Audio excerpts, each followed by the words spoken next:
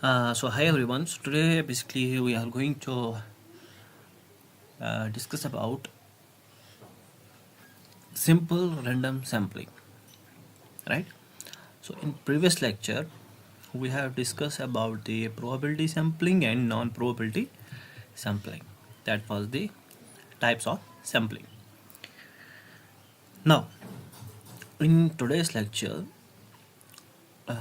we will be discussing about the SRS. What is simple random sampling? इस चीज़ को हम समझते हैं. See, एक एक रैंडम सैंपल हम कहाँ से लेते हैं? पॉपुलेशन से लेते हैं. See, if this is my population, ठीक है, गिवन पॉपुलेशन, और ये क्या है? This is my sample, part of a population that is being chosen. See, simply a simple random sample from finite population is a sample selected that such that each possible sample combination has equal probability. So in simple terms, we will define the simple random sampling as unrestricted random sampling, where each item of being chosen has equal probability. When we choose any item from a population, then if it has an equal probability of being chosen, then that sampling we call simple random sampling. ठीक है, हमने population से एक sample को choose किया. उस sample को choose करने की प्रोबेबिलिटी, अगर सैंपल यूनिट्स में, फॉर एग्जांपल इसमें हमारे पास सैंपल यूनिट्स है 4 सैंपल यूनिट्स है, इसको हमने पॉपुलेशन से सिलेक्ट किया. जो सैंपल यूनिट्स होगा, लेट सपोज सैंपल यूनिट 1, इसकी प्रोबेबिलिटी होगी समथिंग 1/n. जो सेकंड होगा उसकी भी प्रोबेबिलिटी होगी 1/n. मतलब जो भी हम सैंपल सेलेक्ट करेंगे उनमें जो यूनिट्स आएंगे उनकी प्रोबेबिलिटी सेम होगी पूरे पॉपुलेशन में. ठीक है,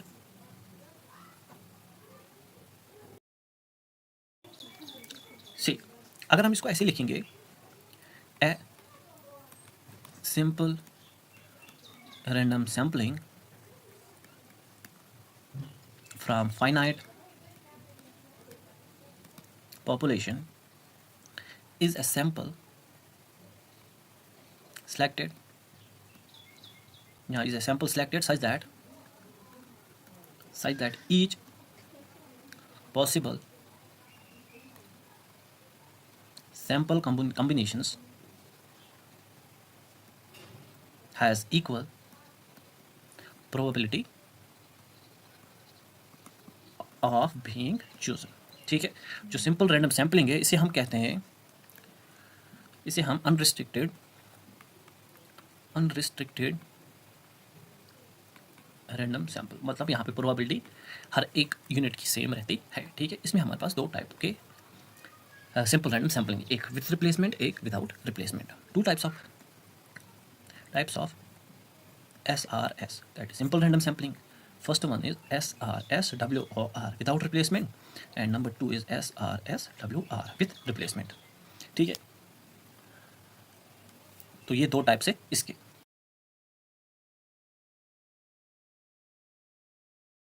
नाउ इसको हम बाद में डिफाइन करेंगे, पहले हम देखेंगे यहाँ पे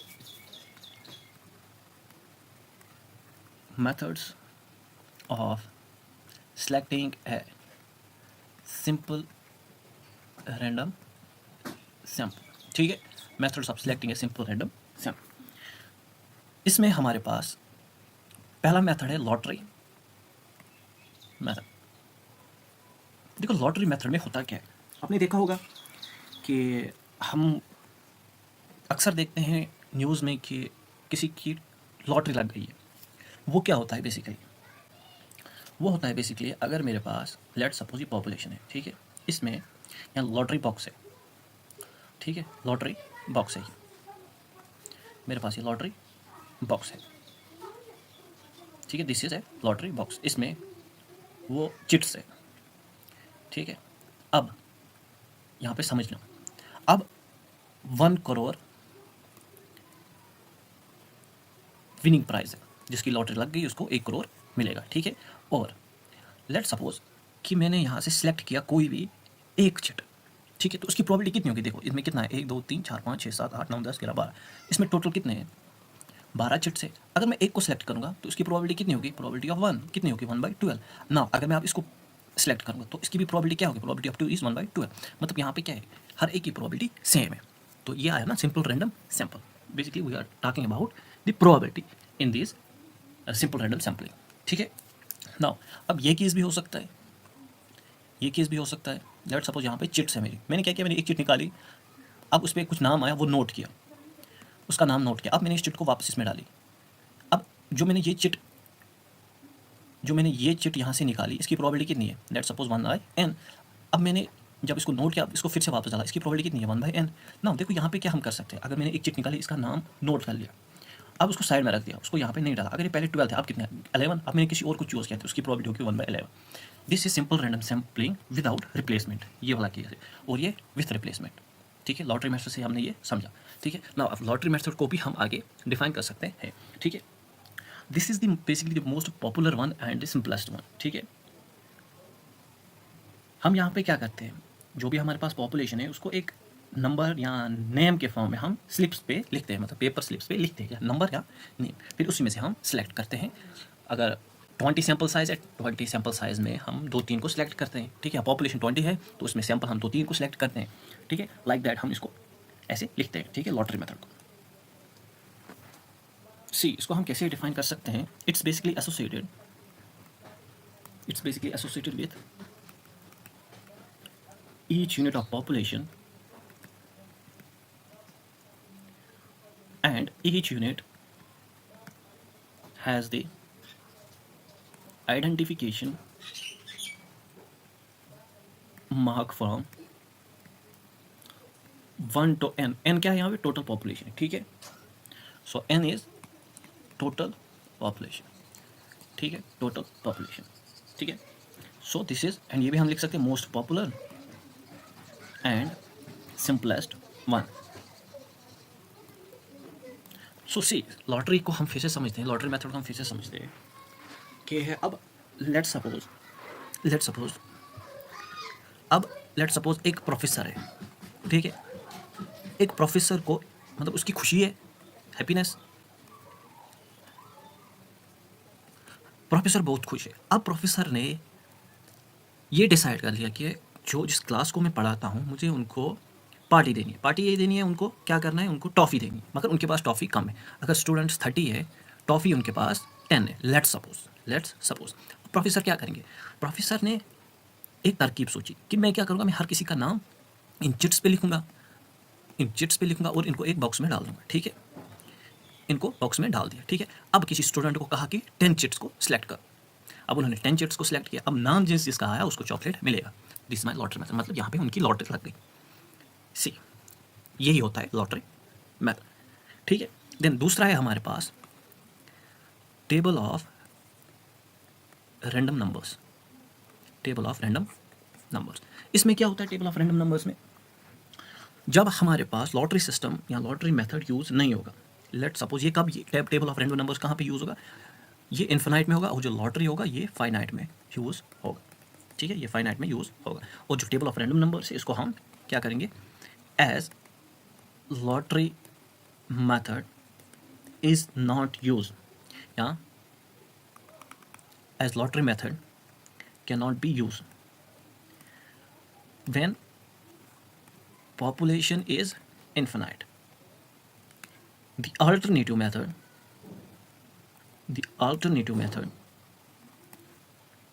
which is used known as table of random numbers. अब इसको समझते हैं कि हम what is mean by table of random numbers. पहले टेबल ऑफ रैंडम नंबर्स में हमारे पास 3 मेन टेबल्स हैं, एक है टिपिट्स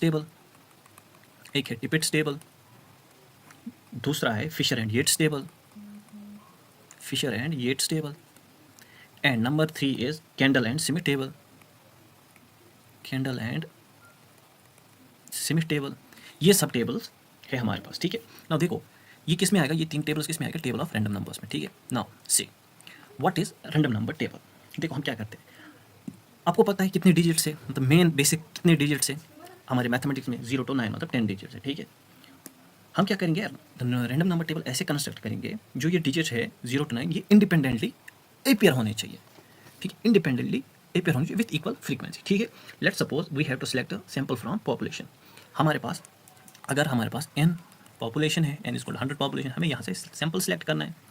व्हाट वी विल डू, हम क्या करेंगे, लेट्स सपोज हम क्या करेंगे, देखो हम ले लेंगे 9 का मल्टीपल, 9 का मल्टीपल, लेट्स सपोज हमें 10 सैंपल लेने हैं, 10 सैंपल लेने हैं। हम क्या करेंगे, 9 का पहले 9 वाला ले लेंगे, फिर 9 + 9 18 ले लेंगे, फिर 27 ले लेंगे, फिर 35 और 36 ले लेंगे, 45 ले लेंगे, 54 ले लेंगे एंड 63 ले लेंगे, 72 ले लेंगे, 81 ले लेंगे और 90 ले लेंगे। 3 4 5 6 7 8 9 10 हमने ये नंबर्स ले लिए। ऐसे एक टेबल हमारे पास रेडी होता है, या हम कुछ और भी ले सकते हैं, this is up to us, कि हमने एक पोजीशन, लेट्स सपोज एक पोजीशन फिक्स की, देन उसके बाद हम ये भी लिख सकते हैं, ऐसे भी लिख सकते हैं। लेट्स सपोज हमने 45 फिक्स कर लिया, ये सैंपल नंबर 45 हमने फिक्स कर, देन फिर हमने ऐड कर लिया 6 या 7 या 8 तो ऐसे एक जो हमारे पास एक टेबल तैयार होगा उसको बोलते हैं टेबल ऑफ रैंडम नंबर्स, ठीक है। ये हमने रैंडमली चूज़ किया और यहाँ पे इनकी भी प्रोबेबिलिटी क्या होगी, सेम ही होगी, ठीक है।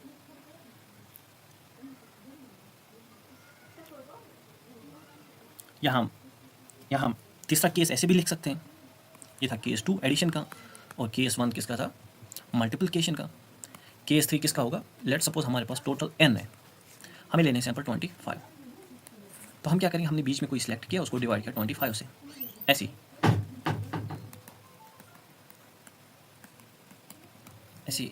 बट ये तो क्या आना चाहिए, रैंडम नंबर एक इंटीजर आना चाहिए, ना कि डेसिमल, ठीक है। मतलब हमने एक नंबर को फिक्स किया और डिवाइड किया सैंपल से, ठीक है। लेट्स सपोज हम ये भी लिख सकते हैं 55/25 या 50/25, 75/25 या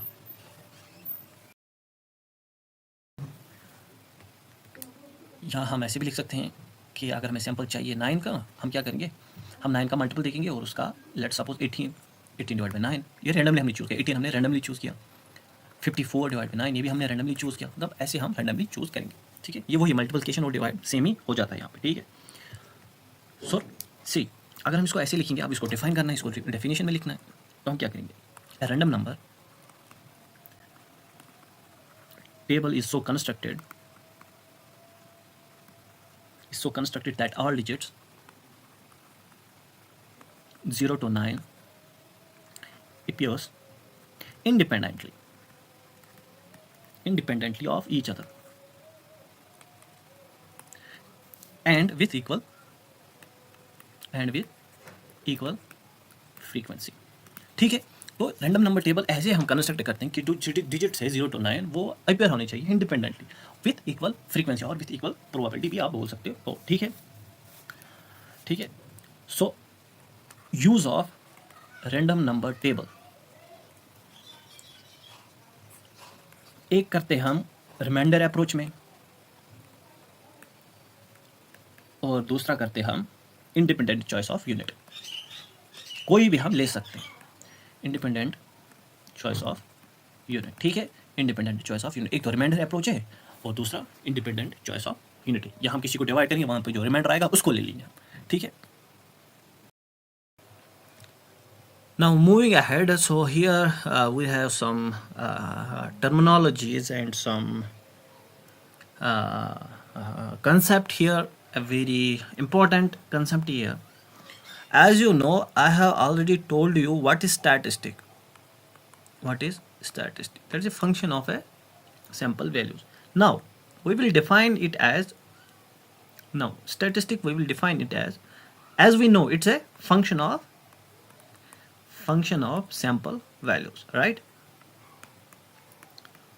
Let's suppose small x1 x2 up to xn.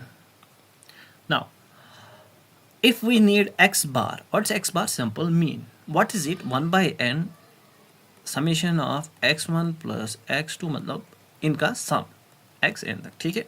ये क्या है, this is sample, this is small x, ये क्या होगा, x बार तो होता है sum of observation divide by n,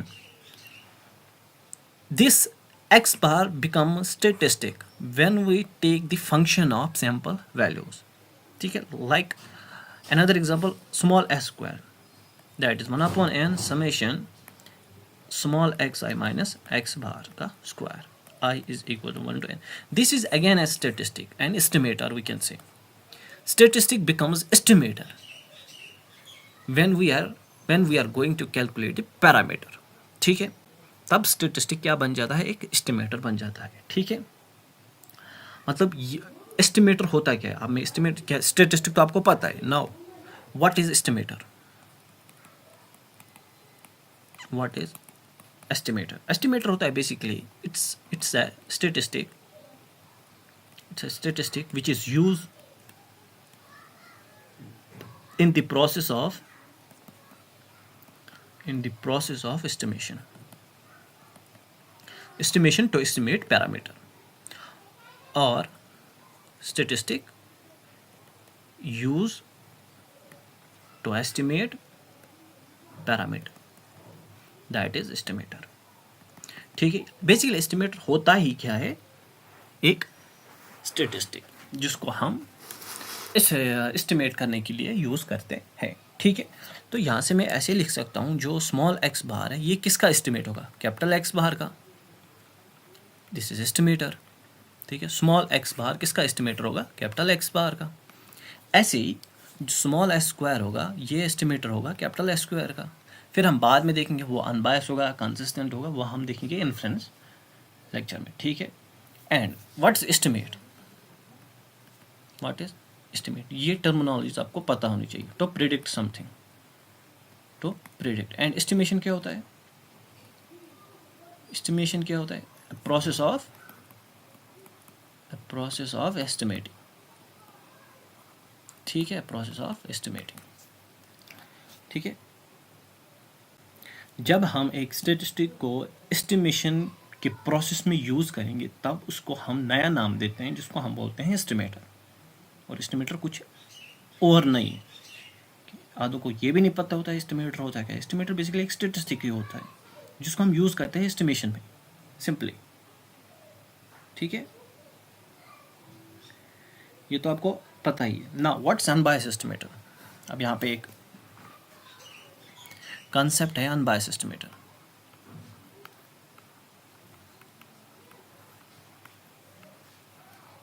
unbiased estimator, basically unbiased estimator होता क्या है, it's a random variable, it is a random variable for estimating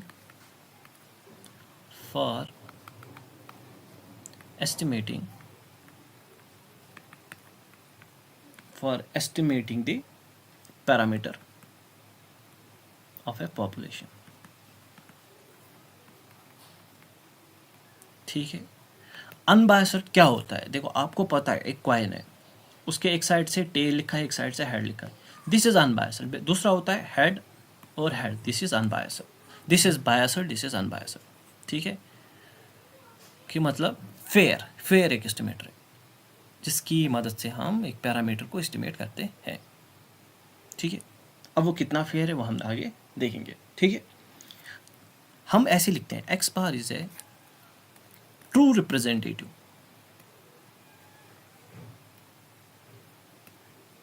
of capital X bar. इसका मतलब क्या है, ट्रू रिप्रेजेंटेटिव को मतलब क्या है, इसका सिंपल वेज में मतलब है अनबायस्ड, क्योंकि यहाँ से हमें इसका पता चलता है दिस इज ट्रू रिप्रेजेंटेटिव. ठीक है, और ये हमेशा वैलिड है, ये हमेशा वैलिड है. एक्स बार, स्मॉल एक्स बार कैपिटल एक्स बार का अनबायस्ड एस्टिमेटर होगा, ये हमेशा वैलिड है. ठीक है, एक्स बार को हम कैसे लिखते हैं, X bar is true representative of mu. यहाँ हम इसको ऐसे लिखते हैं, what's as you know what's expectation. Expectation होता क्या, बेसिकली वो भी तो एक मीन ही होता है. Now what's expectation of X bar, this is mu. This condition holds when it's unbiased estimator. It's unbiased estimator. Basically ये पूरा एक इक्वेशन ऐसे होती है, expectation of X bar is equal to bias plus mu. अगर biasness 0 है तो वो अनबायस्ड एस्टिमेटर होगा. ठीक है, ठीक है. नाउ इसको थोड़ा सा आगे ले जाते हैं अनबायस्ड एस्टिमेटर को.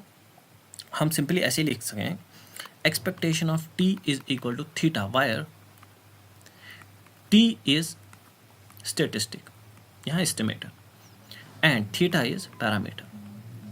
अगर एक्सपेक्टेशन ऑफ स्टेटिस्टिक पैरामीटर के बराबर आए तब हम बोलेंगे अनबायस्ड एस्टिमेटर, ठीक है, तब हम बोलेंगे अनबायस्ड एस्टिमेटर। इसकी जो हम एक एस्टिमेटर पढ़ते हैं इसके कुछ प्रॉपर्टीज़ है, कैरेक्टरिस्टिक्स है, वो आपको इन्फ्रेंस में स्टेटिस्टिकल इन्फ्रेंस में पढ़ना है, ठीक है। अगर ये हुआ तो ये क्या हुआ, अनबायस्ड, अदरवाइज बायस्ड एस्टिमेटर। अगर ये नहीं हुआ, अगर expectation of T is not equal to theta के बराबर आया तब क्या होगा, बायस्ड एस्टिमेटर, ठीक है। Now we have some types of this. पहला टाइप है एक्सपेक्टेशन ऑफ टी अगर ग्रेटर देन थीटा है, अगर expectation of T less than theta है, अगर expectation of T is equal to theta, इसको हम यहाँ पे बोलते हैं पॉजिटिव बायसनेस, और इसको बोलते हैं हम नेगेटिव बायसनेस, और ये होता है अनबायस्ड, ठीक है। आई होप कि आपको ये समझ आया होगा कि what's unbiased estimator, what's estimator, statistic, estimation, ये सब क्या है, ठीक है, ये सब क्या है, ये सब क्या है। नाउ आगे बढ़ते हैं, अब इससे थोड़ा सा आगे देखते हैं व्हाट्स मीन स्क्वायर एरर। अब यहाँ पे एक कंसेप्ट आता है mean square error, mean square error, MSE। What's mean square error? It's basically the mean square error of an estimate, of an estimator is an average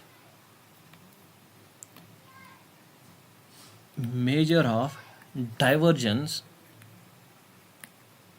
of difference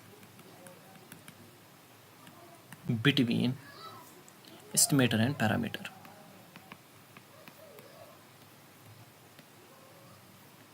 See, MSE of any estimator is expectation of t minus theta का whole square, ठीक है। And you know how expectation, we expand expectation, ये तो आपको पता है, ये हम expand कैसे करते हैं। So this is a difference between estimate based on sample and the parameter, ये तो आपको पता है। This is known as mean square error, ठीक है, this is known as mean square error. Now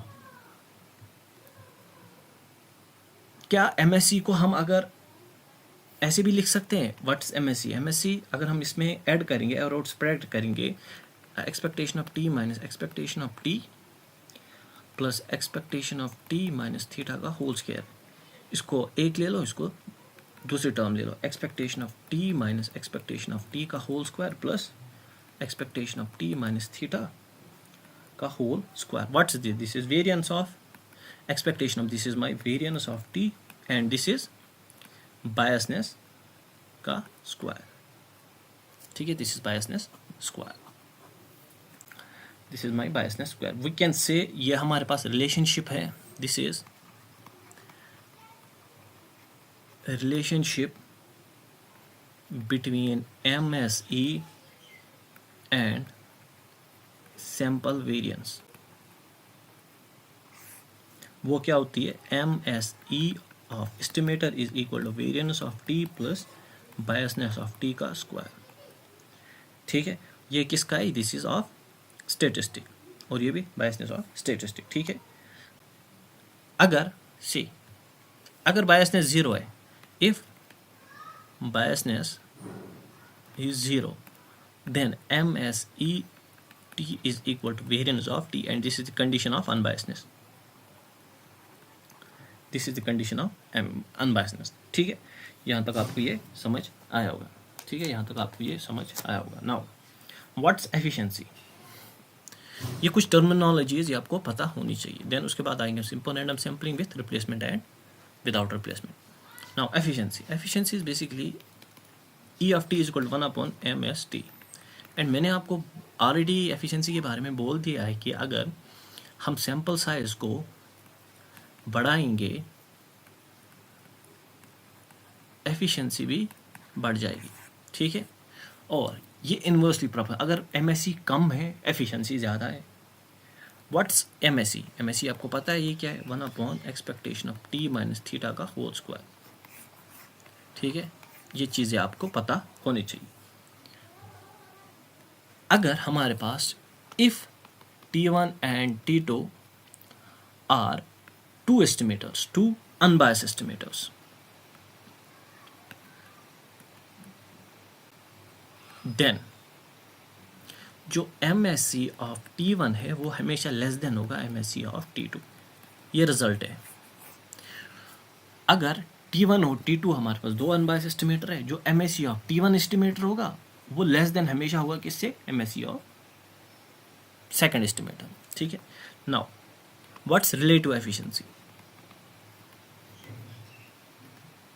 what is relative efficiency?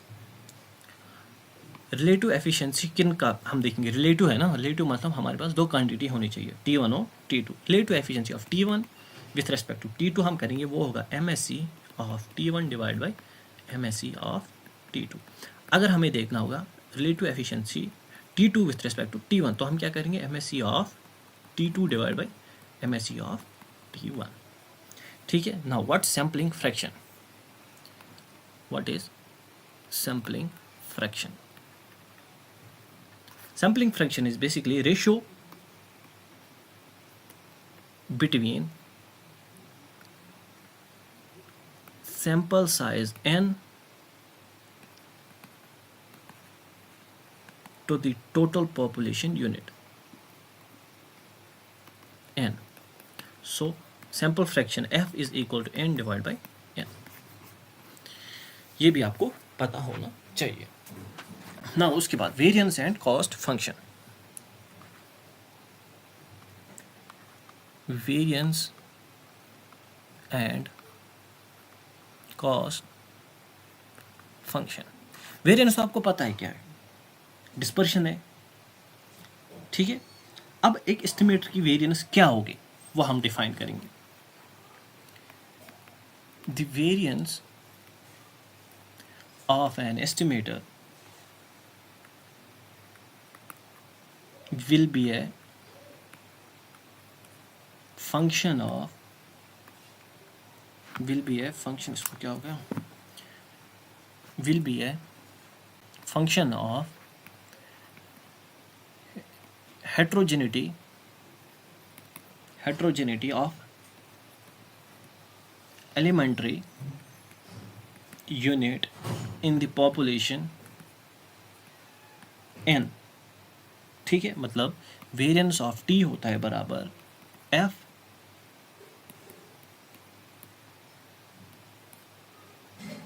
Wire, जो यहाँ पे n है, variance of T is a function of these units. ठीक है, wire n is here sample size.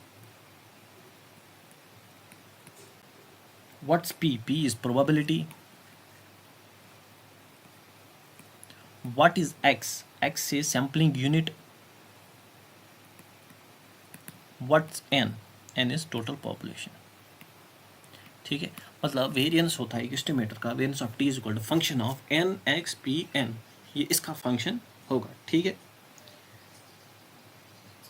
Let's suppose in case of variance of X bar that is sigma square upon N, इसमें क्या क्या है, this is variance of population, ये भी तो function है ना, तो n क्या है, सैंपल साइज है। ठीक है, ये एज इट इज आएगा। ठीक है, दिस इज वेरिएंस फंक्शन, मतलब यहाँ पे जो ये है variance of x bar is a function of sigma square divide by n। Now cost function क्या होता है? कॉस्ट फंक्शन क्या होता है? एक सर्वे का कॉस्ट, मतलब cost of survey can be considered as function of sample size x। ठीक है, और इसको हम कैसे डिनोट करते हैं, this is capital C which is a function of x p n s। ठीक है, this is known as cost function, और इसको हम ऐसे भी लिख सकते हैं, C is equal to C naught plus X C1, where C naught is cost, overhead cost, this is overhead cost जो ऊपर ऊपर से लगता है एक सर्वे में. C1 is एवरेज कॉस्ट और X इज सैम्पल यूनिट. एक सैम्पल यूनिट में C कितना लगा, मतलब जो हमने सैम्पल यूनिट उसमें ओवरहेड कॉस्ट कितना लगा, plus X into average cost कितना है. फिर हम एक कॉस्ट फंक्शन एक निकालते हैं यहाँ से. ठीक है, ये था आपका पूरा इसका सिंपल रैंडम सैम्पलिंग का. नाउ नेक्स्ट लेक्चर में हम देखेंगे simple random sampling with replacement. इसके ऊपर हम पूरा काम करेंगे. देन फिर हम जाएंगे विदाउट रिप्लेसमेंट में. इसमें जितने भी थ्योरम्स हैं, जितने भी रिजल्ट्स हैं, जितने भी कॉन्सेप्ट्स हैं, वो हम पूरा नेक्स्ट लेक्चर में देखेंगे.